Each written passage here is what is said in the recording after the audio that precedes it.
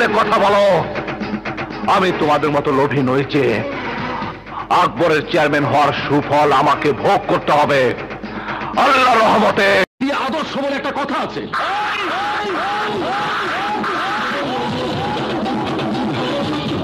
পবিত্র কোরআন শরীফ যার উপর নাজিল হয়েছিল আমাদের নবী রাসূলে করিম। বাবা মানে হাজার বিকেল আমার ছেলেবেলা, বাবা মানে রোজ সকালে পুতুল পুতুল খেলা। এই ম্যাডাম, এখনো বলছি আপনি আমাকে ছেড়ে দিন, তা না হলে ওদের মতো আপনাকেও। কি বললে? আপনি হয়তো আমার বাবাকে চেনেন না। এই গ্রামের এমন কোনো মানুষ নেই যে আমার বাবাকে না চেনে। আচ্ছা। আর আমার বাবার নাম শুনলে একজন অসুস্থ মানুষও সুস্থ হয়ে যায়। এই, তুমি কাকে ভয় দেখাচ্ছ?